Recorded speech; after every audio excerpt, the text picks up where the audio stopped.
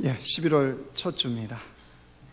좋은 날에 좋은 역사 우리 안에 있어지길 원합니다.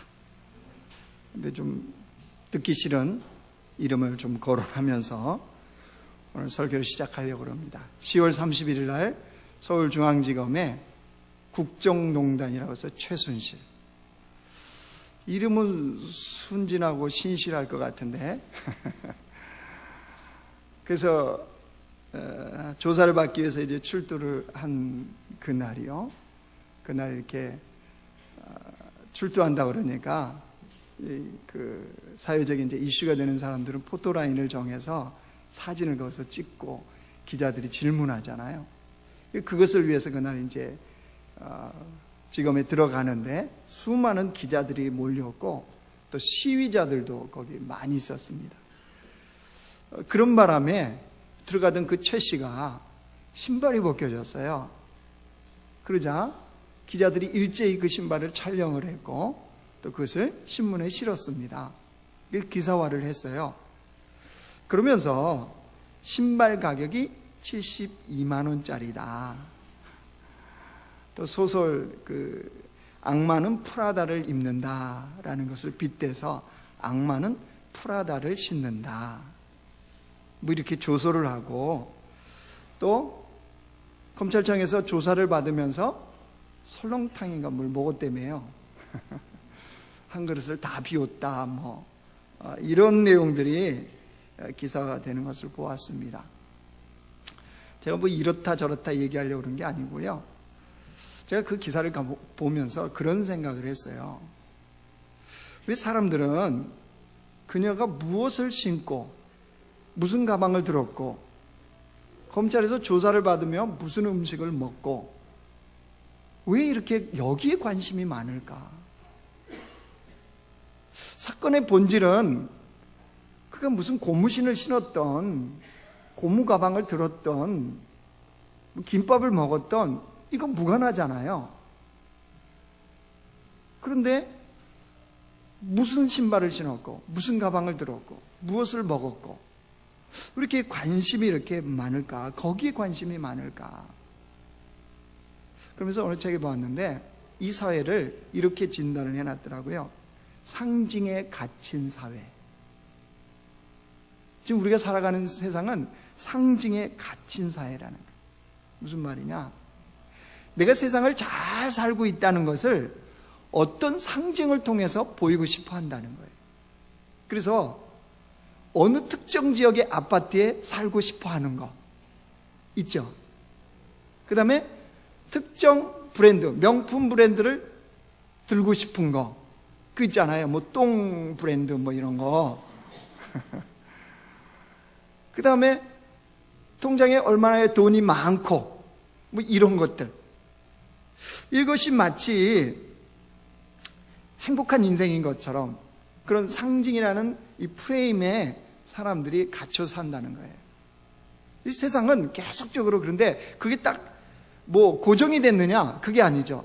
세상은 계속적으로 이게 있어야 되고 저게 있어야 되고 요게 있어야 잘 사는 인생이다. 성공한 인생이다. 라고 계속 그거를 요구를 한다는 거예요. 그러면 사람들은 그런 상징의 프레임에 갇혀 있으니까 어떻게 하겠습니까? 계속 그것에 쫓아 살아가고 몰입을 합니다. 더 얻기 위해서, 더 갖기 위해서. 그러다 보면 드러나는 삶이 뭐냐? 감사와 만족이 없어져요. 그럼 신발 몇 개 있어요, 집에?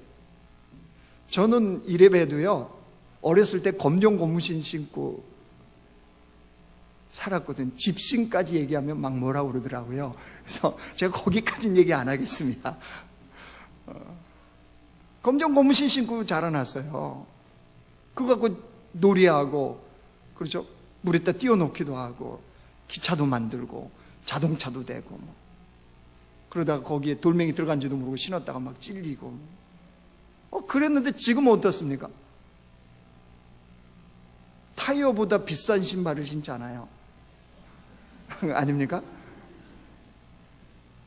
그런 세상이면 감사와 만족이 우리 안에 넘쳐나야 될 것 같은데 그렇지 않아요. 왜 그렇죠? 상징을 쫓아 살아가니까요. 그러니까 굉장히 이기적이 되는 거예요. 그걸 얻어야 되니까요.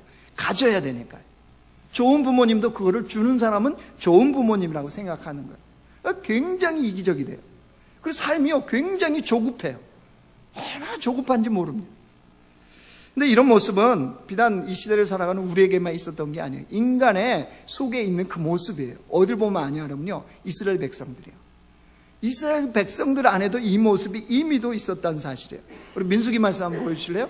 민수기 11장 우리 같이 한번 읽습니다. 시작. 우리가 애굽에 있을 때에는 값없이 생선과 오이와 참외와 부추와 파와 마늘들을 먹은 것이 생각나거늘 이제는 우리의 기력이 다하여 이 만나 외에 보이는 것이 아무것도 없도다 하니. 이게 지금 이스라엘 백성이 뭐 하는 거예요? 하나님을 원망하는 거죠. 우리가 애굽에서 노예살이 할 때 먹었던 이런 것들, 생선, 마늘, 부추, 파, 다 이게 뭐예요? 주식입니까? 아니면 기호식품들입니까? 기호식품이에요, 기호식품. 그게 없다고 지금 불평불만을 하잖아요. 누굴 향해서요? 하나님을 향해서. 여러분, 지금 이 백성이 어떻게 살아가고 있는데요?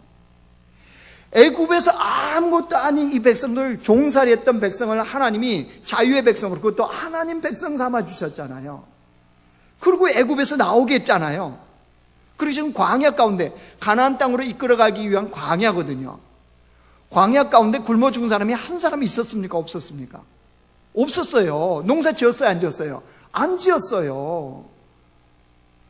이 광야 생활 가운데 굶기지 않으신 하나님, 그러면서 불기둥과 구름기둥으로 이 백성을 이끌어가고 계셨잖아요. 무슨 말이냐? 이스라엘 백성들은 비록 광야지만 매일매일 하나님의 기적을 경험하고 있는 거예요. 아침마다 하늘에서 만나가 내리죠. 주님이 물이 필요할 때 물을 주시죠. 이 기적을 매일 경험하고 있는데 감사해요? 불평불만이에요? 불평불만이에요. 왜 그렇죠? 자기들이 원하는 상징이 안 채워진 거예요. 파, 부추, 마늘. 내가 원하는 상징. 이게 없다는 거예요. 그러니까 정말로 하나님의 그 놀라운 그 채우심, 은혜를 누리고 있는데도 감사가 없어요. 그리고 오히려 힘들어합니다. 왜 공급하신 하나님이라는데 안 공급해 주냐는 거예요. 그러니까 원망이 나오죠. 당연히 불평이 나올 수밖에 없는 거죠. 여러분, 이런 사람들의 삶에 맺혀지는 열매는 어떤 열매일까요? 어떤 열매가 이 사람들의 삶에 나타날까요? 여러분, 우리의 삶에 있는 열매를 보면 내가 그동안 어떤 삶을 살아왔고 지금 어떤 삶을 내가 추구하고 살고 있는지가 여실히 드러납니다. 삶의 열매를 보면. 그래서 오늘 본문에 예수님이 제자들과 무리들을 모아놓고요, 하나님 나라의 진리를 가르치세요. 그런데 오늘 본문에 특별히 뭐로 시작하냐면 거짓 선지자들을 조심하라. 왜 그렇죠? 그들은 말은 잘한다는 거예요. 그런데 그 말이 어떤 말이다? 속이는 말이라는 거예요. 그래서 예수님이 뭘 말씀하시냐 하면 그들의 말을 믿지 말고 그들의 무엇을 봐라? 됨됨이를 보라는 거예요. 됨됨이. 그러면서 하신 말씀이 뭐였어요? 됨됨이가 뭐예요? 열매요, 열매. 삶의 열매를 보면 알지 않느냐. 그러면서 예수님의 결론이요, 20절 말씀 보세요. 20절 같이 읽어요. 시작. 그러므로 그들의 열매로 그들을 알리라. 어디 다른 데 갔다 오셨나요? 왜 갑자기 같이 읽지 않는데 안 읽으세요? 다시 20절 시작. 이러므로 그들의 열매로 그들을 알리라. 우리가 어떤 그리스도인으로 살아가고 있는지는 뭘 보면 안 돼요? 열매를 보면 안다는 거예요. 여러분, 이런 맥락에서 이 말씀에 비추어서 우리가 지금 삶의 현장에서 맺고 있는 열매는 어떤 열매입니까? 우리는 그리스도인, 예수님을 따라가는 제자로 살아간다고 그러는데, 여러분, 세상에 우리가 예수님의 제자인 것을 무엇으로 증명하시겠습니까? 어떤 열매로 증명을 하시려고 합니까? 열매에 대해서 예수님 말씀해 놓고 나서요, 깜짝 놀랄 만한 말씀을 이어서 말씀하십니다. 자, 21절 22절 보세요. 우리 같이 읽어요. 시작. 나더러 주여 주여 하는 자마다 다 천국에 들어갈 것이 아니요 다만 하늘에 계신 그날에 많은 사람이 나더러 이르되 주여 주여 우리가 주의 이름으로 귀신을 쫓아내며 주의 이름으로 많은 권능을 행하지 아니하였나이까 하리니. 주여 주여 한다고 그래서 천국에 들어간다 못 들어간다? 못 들어간다는 거예요. 그리고 최후의 심판의 때에 많은 사람들이 그런다는 거예요. 주여, 주님의 이름으로 내가 귀신을 쫓아냈고 주님의 이름으로 권능도 행하였고 내가 주님의 이름으로 선지자 노릇도 하지 않았습니까? 주님 나 모르십니까? 이렇게 말한다는 거예요. 여러분, 이 땅에서 이것만 보면 이들처럼 예수님으로부터 칭찬받고 예수님으로부터 인정받아야 해야 될 사람은 없는 것처럼 보입니다. 왜요? 굉장히 열심히 했거든요. 많은 일을 행했거든요. 근데 예수님의 평가는요 전혀 달라요. 자, 23절 보세요. 같이 읽습니다. 시작. 그때 내가 그들에게 밝히 말하되 내가 너희를 도무지 알지 못하니 불법을 행하는 자들아 내게서 떠나가라 하리라. 주님 충격적인 말씀을 하시죠. 내가 너희를 도무지 알지 못한다. 주님이 이렇게 말씀해 버리세요. 여러분, 이 말씀 앞에 우리는 두려워해야 됩니다. 특별히 우리 남자교회 공동체는 1천 비전이 있죠. 1천 명의 영적 거인을 배출하고 1천 명의 선교사를 파송하고 1천 개의 교회를 세우는 비전을 향해서 우리는 달려가고 있습니다. 그럼 만약에 이것을 우리가 완성하고 주님 앞에 딱 섰는데 주님이 우리를 향해서 그러는 거예요. 내가 너희를 도무지 알지 못한다. 아니 주님, 1천 명의 영적 거인을 배출해냈고 1천 명의 선교사를 파송했는데요. 1천 교회 교회를 세웠는데요. 우리 교회는 상가교회여도 다른 교회를 그렇게 세우고 애쓰고 힘썼는데요. 그런데 주님이 내가 너희를 도무지 알지 못한다. 여러분, 이렇게 말씀하시면 이것처럼 황망한 게 어디 있겠습니까? 열심을 다한다는 거 결코 나쁜 것이 아닙니다. 그럼 뭐가 문제인가요? 여러분, 뭐가 문제예요? 왜 이들이 불법을 행하게 되었습니까? 예수님께서 말씀하시는 내가 너희를 도무지 알지 못한다. 여러분, 이 말씀에 우리가 주목해 볼 필요가 있습니다. 예수님께서 수많은 일을 행하는 그들, 주님의 이름으로 수많은 일을 행한 그들을 알지 못한다는 것은 여러분 뒤집어 놓고 생각하면 그렇게 열심을 다하는, 주의 이름으로 이것도 하고 저것도 하고 열심을 다했던 이들이 그 주님을 알고 행했다는 거예요? 모르고 행했다는 거예요? 모른다는 거죠. 알긴 알았는데 어설프게 알았겠죠. 알긴 알았는데 자신의 유익을 위해서 자신이 원하는 부분만 알았겠죠. 그러니까 주님을 제대로 모르니까 주님도 뭐예요? 제대로 모를 수밖에 없는 거죠. 예수님을 어설프게 알면 그래요. 레디컬이라는 책과요, 카운터 컬처라는 책을 썼던, 그래서 우리에게 알려진 데이비드 플랫이라는 목사님이 있습니다. 이분이 이렇게 주일날 예배하는데 갑자기 성도들 불렀어요. 여러분 부르면 나오실래요? 할렐루야 찬양들 한번 해볼까요? 그대로 사람들을 서너 사람 딱 불러놓고 앞에 세우더니요 그렇게 하는 거예요. 소방차 역할을 각자에게 맡기겠다고. 그래서 한 사람은 소방차 운전하는 사람 역할, 또 한 사람은 그 소방차의 내비게이션 역할을 하고, 또 한 사람은 소방차의 사이렌이죠. 사이렌 역할을 하고, 또 한 사람은 소방차의 호수 역할을 하라는 거예요. 그러면서 이제 데이비드 플랫 목사님이 큐 사인을 줬어요. 각자마다 이제 역할을 다 하는 거죠. 운전사는 운전 이 모습을 보였을 테고요. 다 그 역할을 하고 있는데 이 데이비드 플랫 목사님이 이제 각자에게 질문을 하는 거예요. 뭐라고 질문하냐 그러면 당신의 임무는 무엇입니까? 그러면 여러분 내비게이션 역할을 하는 사람은 뭐라고 얘기하겠어요? 내가 소방차의 내비게이션입니다. 이렇겠죠. 좌회전, 우회전, 직진하십시오. 턴하십시오. 뭐 이렇게 과속입니다. 이런 얘기 했겠죠. 그래서 다 각자 질문한 다음에 데이비드 플랫 목사님이요 그렇게 얘기했어요. 여러분 다 틀렸습니다. 여러분의 임무는 모두가 불을 끄는 것입니다. 맞아요? 사이렌이 왜 울려요? 불 끄기 위해서 울리는 거 아니에요? 빛기라는 거죠. 불 끄러 가는 거니까. 이 무슨 말입니까? 우리가 주님을 제대로 알아야 된다는 거예요.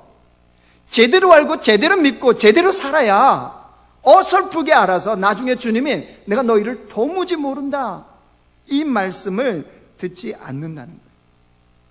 그래서 우리 삶에 가장 우선적이고 중요한 것은요, 주님을 알되 친밀하게 아는 거예요. 그래야 불법을 행하는 자가 되어지지 않습니다. 그래야 주님의 말씀을 듣고도 행하지 않는 불순종의 백성이 되어지지 않아요. 주님을 알되 친밀히 알게 되면 그 삶에서 맺는 열매가 있어요. 여러분 24절 25절 한번 보실래요? 그러므로 누구든지 나의 이 말을 듣고 행하는 자는 그 집을 반석 위에 지은 지혜로운 사람 같으리니 비가 내리고 창수가 나고 바람이 불어 그 집에 부딪히되 무너지지 아니하나니 이는 주추를 반석 위에 놓은 까닭이요. 이게 무슨 말이에요? 인생의 위기가 딱 닥쳐보면 안다는 거예요.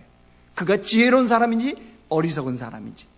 주님의 말씀을 듣고 행하는 사람은 반석 위에 집을 지은 사람이고, 주님 말씀을 듣고도 행하지 않는 사람은 모래 위에 집은 지은 사람이다. 이게 무슨 말이겠어요? 어떤 사람이 주님의 말씀을 듣고 행하는 자가 되나요? 주님을 친밀하게 아는 사람, 주님을 정말로 제대로 아는 사람은요, 이게 율법이니까 말씀이니까 행해야지, 그래야 여호와께서 복을 주시니까, 이게 아니에요. 주님을 정말 제대로 알면 듣고 행하는 것이 지극히 자연스럽게 그게 가능하다는 거예요. 여러분 사도 바울 생각해 보세요. 바울이 하나님을 어설프게 할 때는 어땠습니까? 얼마나 열심히였나요? 바울만큼 열심히 인 사람이 어디 있습니까? 그런데 바울이 어땠습니까? 열심을 내면 낼수록 교회를 핍박했고, 열심을 내면 낼수록 그리스도인들을 잡아서 옥에 가두는 일을 했잖아요. 그런 바울이 주님을 제대로 알게 됐어요. 다메섹 도상에서 예수님을 만나게 되었고 제대로 알게 되니까 어떤 변화가 일어나요? 조상들이 믿었던 신앙을 버리고 예수 그리스도의 복음을 가지고 이방인들에게 복음을 전하잖아요. 근데 그 삶에 어려움이 있었나요? 없었나요? 얼마나 많은 어려움이 있었어요. 핍박과 고난과 죽음의 위협이 늘 그를 따라다녔잖아요. 근데 바울이 그 삶을 멈추지 않아요. 무엇이 그를 이끌어가는 원동력이었을까요? 로마서 8장 말씀 한번 보여주세요. 방송식 8장. 네, 같이 읽어요. 시작.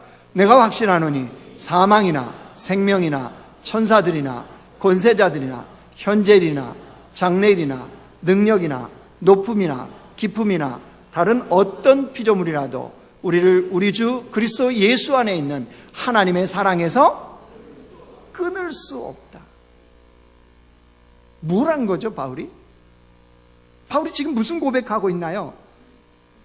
자신이 예수님 안에서 하나님의 사랑에 묶여 있는 사람, 그래서 고난도 핍박도 죽음도 결코 그 사랑에서 끊을 수 없는 존재라는 것을 안 거죠. 뭘 안 거예요? 하나님이 어떤 분이신지를 제대로 안 거죠. 그러니까 그 사명의 길에 결코 멈추지 않은 거죠. 무슨 말이냐? 여러분, 우리가 주님을 제대로 알면요, 세상이 아무리 혼란하고 아무리 태풍 같아도 그 속에서 그리스도인의 삶을 사는 것이 가능해요. 아무리 누구는 프라다를 신고 똥을 들고 뭘 먹어도 거기에 흔들리지 않는, 그런 상징에 내 마음을 뺏기지 않는 그리스도인의 근사한 삶을 사는 것이 가능해요. 그 설렁탕 먹고 우리는 라면 먹어도 충분히 근사한 삶이 가능하다는 거예요. 근데 여러분, 이 시대는 어떤가요? 이 시대, 그렇게 상징 속에 갇혀있는 이 시대, 이 시대를 여러분 하나님께서요, 호세아 선지자를 통해서 잘 진단을 해 놓으셨어요. 자, 우리 한번 볼까요? 이스라엘 백성들을 진단했던 그 진단, 호세아서 한번 펴보십시오. 호세아서, 구약성경 호세아서 4장이요.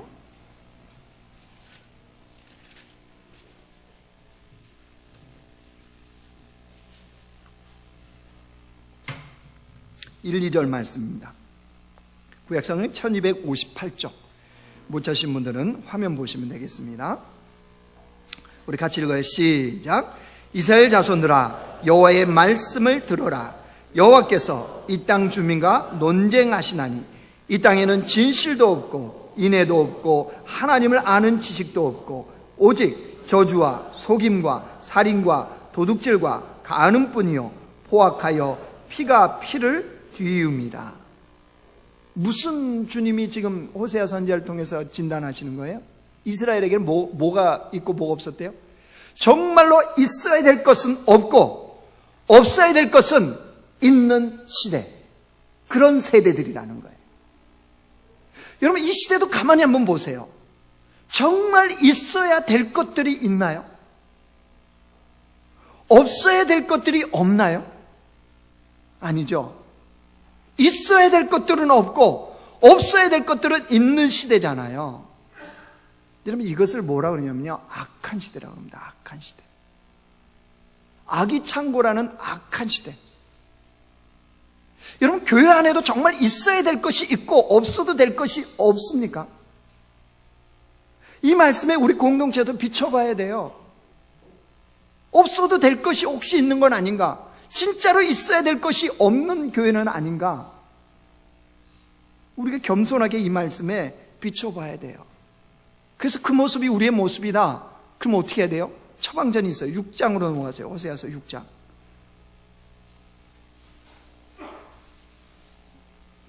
(1절부터) (3절이요) 자, 화면에도 나오니까 보시고, 우리 성경 찾으신 분들 1절부터 3절까지 시작. 오라, 우리가 여호와께 돌아가자. 여호와께서 우리를 찢으셨으나 도로 낫게 하실 것이요 우리를 치셨으나 싸매어 주실 것임이라. 여호와께서 이틀 후에 우리를 살리시며 셋째 날에 우리를 일으키시리니 우리가 그 앞에서 살리라. 그러므로 우리가 여호와를 알자. 힘써 여호와를 알자. 그의 나타나심은 새벽빛같이 어김없나니 비와 같이 땅을 적시는 늦은 비와 같이 우리에게 임하시리라 하니라. 어떻게 해야 된대요? 여호와를 알되 어떻게 알아야 돼요? 어설프게 알면 안 된다는 거예요. 자기의 유익을 위해서만 주님을 아는 이런 단계면 안 된다는 거예요. 여호와를 알되 힘써 알아야 된다는 거예요. 여러분, 왜 우리가 여호와를 알되 힘써 알아야 되나요? 하나님을 믿는 백성들이 망하는 것은요, 경제가 어려워서 망하는 게 아닙니다. 하나님 믿는 백성들이 망하는 것은 정치적인 혼란 때문에 망하는 게 아니에요. 하나님 믿는 백성들이 망하는 것은 북한의 핵문제 때문에 망하는 게 아닙니다. 하나님을 믿는 백성들이 망하는 것은 여호와를 알지 못하기 때문입니다. 하나님을 제대로 알지 못하면, 여호와를 아는 지식이 그래서 없으면 그 백성은 망할 수밖에 없다는 거예요. 그러니까 여러분, 우리의 삶에 힘쓰고 애쓰고 정말 중요하게 여겨야 되는 거, 여호와를 아는 거예요. 아는 거. 여호와를 아는 지식이 우리 안에 가득가득 채워져서 주님을 알아야 돼요. 주님을 아는 지식이, 여러분, 아는 지식이 중요하다. 이거는요, 미국 지금 대통령 선거 이틀 앞으로 다가왔죠. 처음에 관심이잖아요. 지금 누가 되느냐. 박빙이었다가 또 이제 힐러리 쪽으로 기울었다가 또 트럼프 쪽으로 갔다가 뭐 이렇게 왔다 갔다 한다는데, 그 민주당 후보인 힐러리 클린턴 있잖아요. 여자. 그 남편이 빌 클린턴이잖아요. 빌 클린턴이 대통령을 했지 않습니까? 대통령 했었는데 재임이 됐어요. 그 당시에 미국은 재임이 가능하잖아요. 다시 선거해서. 근데 그 당시 빌 클린턴의 재선 확률은 10% 이하였답니다. 그도 그럴 것이, 재임하면서 이제 1년여를 남겨놓고 부동산 투기 의혹이 딱 불었어요. 그런데다가 여성 스캔들까지 벌어졌잖아요. 그런데다가 정치를 하면서 성과가 별로 없었어요. 그러니까 저는 재임 아무도 꿈을 못 꿨다는 거예요. 그런데 빌 클린턴이 재임에 성공했어요. 뭐 때문에 그렇게 된 줄 아십니까? 그 유명한 일화가 있습니다. 그 멋진 참모 때문이었답니다. 비서실장이, 그 당시에 빌 클린턴의 비서실장이 어스킨 보울스라고 하는 비서실장이었어요. 이 비서실장이 이제 재선을 해야 되는, 투표를 해야 되는 그때를 앞두고 뭘 했느냐, 빌 클린턴을 찰싹 달라붙어 갖고 그걸 했답니다. 대통령으로서 갖춰야 될 지식.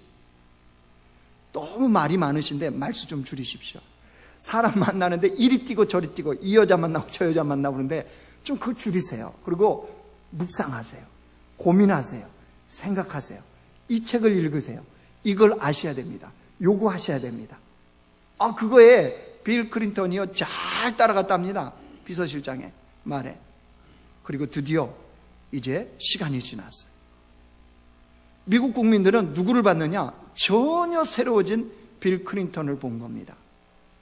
그 연두교서라고 이렇게 왜 연설을 하잖아요. 빌 클린턴이 연설을 했는데 존 F 케네디 이후에 가장 명문장의 명연설을 하는 빌 클린턴이 되었다는 거예요. 그래서 사람들이 재선할 때 다 찍을 수밖에 없는 그런 상황이 되었다는 거예요. 무슨 얘기냐? 일반 지식도 이렇게 사람을 바꾸고 이렇게 달라진다면 여러분 참된 진리이신 주님을 아는 거예요. 우리가 주님을 친밀하게 제대로 아는 것은 여러분 얼마나 우리가 달라질까요? 우리가 주님을 제대로 알면 세상이 달라지지 않을까요? 주님을 우리가 제대로 알면 하나님 나라가 달라지지 않을까요? 예, 그렇습니다. 우리가 정말로 중요하고 애쓰고 힘써야 되는 것은 주님을 제대로 아는 거예요. 주님을 친밀하게 아는 거예요. 그래서 여러분 주님을 알 때 제대로 하셔야 돼요. 내 유익을 아는 것에 멈추는 것, 기도를 해도 거기까지만, 말씀을 묵상해도 거기까지만 멈춰버리는 이 선을 넘으셔야 돼요. 그래서 주님을 제대로 아는 백성으로 서야 돼요. 여러분 주님을 제대로 알기 위해서, 친밀하게 알기 위해서는요, 여러분 두 가지를 행하시면 됩니다. 하나님의 말씀을 듣는 자리에 있으시면 돼요. 그리고 하나님의 그 말씀, 복음의 말씀을 전하는 자가 되면 돼요. 왜 그럴까요? 하나님의 말씀은 생명이에요. 생명이 들려지고 생명이 전해지는 곳에는 생명의 역사가 일어나요. 그래서 말씀을 듣는 곳에서 주님을 알게 되어지고, 말씀을 내가 전하면서, 그 복음을 전하면서 주님을 더 친밀하게 경험하는 자가 돼요. 그리고 그 말씀을 또 듣는 사람도 주님을 알게 돼요. 어떻게 적용해 볼 수 있겠어요? 어떻게 적용하면 되겠어요? 목사님 설교 그럴 줄 알았어. 11월 20일 VIP 초청하고자 하는 영혼들 있잖아요. 그 영혼들에게 여러분 진리의 말씀을 내가 먼저 듣고 주님을 친밀하게 알아야죠. 나도 주님을 제대로 모르면서 무슨 주님을 믿으라고 전한다는 거 웃기지 않습니까? 아버지로 삼은 그 하나님을 얼마만큼 알아요, 우리는? 얼마만큼 누리고 있습니까? 그 하나님 때문에 얼마만큼 행복하세요? 물질이나 그 어떤 것이 아니라 그 하나님 때문에 행복한 자가 그 예수님을, 그 주님을 믿으라고 전할 수 있는 거 아니에요? 그러면 우리가 먼저 주님을 알아야죠. 주님을 제대로 친밀하게 알고 그들에게 주님을 알라고, 주님의 말씀을 듣는 자리에 오라고 우리가 초청하는 거 아니겠습니까? 무슨 말이냐? 여러분 일주일 동안 삶의 현장에서도, 내 인생길의 어떤 상황에서도 우리가 목표로 삼고 방향으로 삼고 우리가 바라봐야 될 것은 그걸 통해서 주님을 아는 거예요. 이게 우리의 목적이 돼야 돼요. 사업이 망한 자리에서도 주님을 알면 돼요. 내가 다 엎어진 자리에서도 주님을 알았다면 그 인생은 잘 가고 있는 거예요. 그럼 모든 것이 잘 되어지고 있는데 주님을 모르고 있다, 주님으로부터 멀어지고 있다. 심각한 겁니다. 이거는 위험한 수준이에요. 여러분 이야기를 하고 오늘 설교를 마치려고 합니다. 지난주에 어떤 분이 한 영상을 보여줬는데 조지 포먼에 대한 내용이었습니다. 연세 드신 분들은 권투 선수 조지 포먼을 알 겁니다. 1974년도에 40연승을 달렸던 세계 헤비급 타이틀 챔피언입니다. 그 당시에 25살의 조지 포먼은 그 어떤 누구도 그를 막을 수가 없었습니다. 그렇게 승승가도를 달리고 있던 74년에 조지 포먼이 무명의 32살, 권투계에서는 이 할아버지 정도 되는 무하마드 알리하고 붙습니다. 그런데 조지 포먼이 무하마드 알리에게 집니다. 그것도 KO로 집니다. 사람들의 모든 예상, 25살이었어요 조지 포먼이. 예상은 조지 포먼이 KO로 이길 거다. 이 상대로 1회전, 2회전, 3회전, 4회전 계속 조지 포먼이 무하마드 알리를 밀어붙였습니다. 언제 무하마드 알리가 쓰러지나 이것만 다 기다리고 있는 거예요. 근데 8회인지 10회인지 제가 잘 기억을 못하겠는데 그때 역전이 일어났습니다.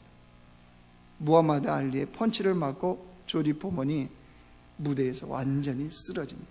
KO 패당합니다. 이 충격에 25살의 젊은 챔피언이었던 조지 포먼이 복싱계에서 은퇴를 합니다. 그리고 고향으로 내려가서요 목사가 돼요. 목사가 돼서 목회 활동을 합니다. 근데 그렇게 살다가 1994년도에요 조지 포먼이 이제 45살이에요 32살이 할아버지면 45살은 뭐예요? 권투계에서 할배예요. 할배. 45살에 그가 헤비급 타이틀에 도전을 해요. 그 당시에 챔피언이 누구였냐? 29살이었던 마이클 무어라는 챔피언이었습니다. 자, 모든 사람이, 왜 미국 같은 권투하면 이렇게 뭘 걸잖아요. 이렇게. 어디에 다 걸었겠습니까? 조지 포먼에 걸었겠습니까? 45살짜리에? 아니면 현직 29살이 마이클 무어 챔피언에게 걸었겠어요? 다 챔피언에게 걸었죠. 어떻게 됐을까요? 어떻게 됐길래 얘기를 할까요? 제가 조지 포먼이 모든 예상을 깨고 마이클 무어를 KO로 링에 눕힙니다. 그리고 승리를 합니다. 깜짝 놀랐죠, 사람들이. 그래서 경기가 끝난 다음에 물어봐요, 조지 포먼에게. 어떻게 이렇게 승리할 수 있었느냐. 그러자 조지 포먼이 그 얘기를 합니다. 자기가 32살의 노장이었던 무하마드 알리, 무명이었던 무하마드 알리에게 패했을 때 엄청난 충격을 받았다. 그러면서 스스로를 돌아봤답니다. 왜 내가 패했을까? 왜 알리가 이겼을까? 그때 그걸 알게 되었다는 거예요. 자기는 그 당시에 40연승, 오직 모든 경기에 승리 이외에는 그 어떤 목적도 없었다는 거예요. 그런데 무하마드 알리는 다르다는 걸 알았어요. 노장이지만, 무명이지만 승리 이외에 그 어떤 목적이 있이 링에 올라왔다는 거예요. 이걸 조지 포먼이 깨달은 거예요. 드디어 자기에게 목적이 생겼어요. 45살에. 목사로서 빈민가의 청소년들을 위해서 사역을 하는데 청소년 보호센터가 필요한 거예요. 그래서 그 보호센터를 만들기 위한 기금을 자기가 만들기 위해서 경기에 나온 거예요. 뭐가 생긴 거예요? 목적이 생긴 거죠, 목적이. 그래서 그가 경기를 다르게 할 수밖에 없었다는 거예요. 그러면서 조지 포먼이 유명한 한 말을 남깁니다. 승리 그 이상의 목적. 승리 그 이상의 목적이 있어야 돼요. 우리 인생의 성공 그 이상의 목적. 내가 잘 사는 거 그 이상의 목적. 내가 편하게 사는 거 그 이상의 목적. 우리 가정이 잘 되고 자식들이 잘 되는 거 그 이상의 목적. 이게 뭐겠습니까? 하나님을 알되 제대로 아는 백성, 하나님을 알되 친밀히 아는 것이 승리 그 이상의 목적을 가진 그리스도인으로 이 땅을 살아갈 수 있습니다. 하나님을 친밀히 알고자 하는 자가 이 땅에서 상징의 프레임에 갇혀있는 이 세상에서도 근사한 그리스도인으로 사는 것이 가능해집니다. 환경과 여건이 어떠하든 간에 그것이 나를 힘들게 하고 어려워해도 그 속에서도 승리 그 이상의 목적, 주님을 친밀히 알고자 하는 자들은, 주님을 제대로 알고자 하는 자들은 그 속에서도요 주님이 원하시는 아름다운 열매를 맺는 것이 가능해요. 하나님 나라의 열매, 그 속에서도 하나님의 뜻을 행하는 그 삶이 가능해져요. 그때 주님은 그 사람을 보고 내가 너를 아노라, 내가 너를 사랑하노라, 너는 나의 백성이로다. 예, 주님이 결코 모른다고 말씀하지 않을 겁니다. 여러분, 우리에게는 승리 그 이상의 목적이 있나요? 내가 원하는 성공 그 이상의 목적이 있습니까? 내가 원하는 세상의 그 기준의 이상의 목적이 있습니까? 여러분, 그것이 주님을 친밀하게 하는, 주님을 제대로 아는 것이 되어야 됩니다. 그래야 할 때 우리 삶이 주님 안에서 아름다운 열매가 맺어질 수 있기 때문입니다. 이런 백성들이 되시길 주의 이름으로 축원합니다.